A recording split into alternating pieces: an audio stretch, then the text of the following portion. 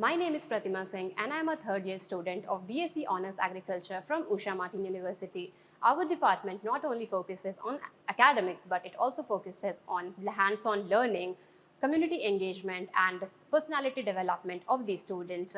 We extend our knowledge not only to the classroom but also into the extension activities where we spread awareness about different schemes and innovation and technology.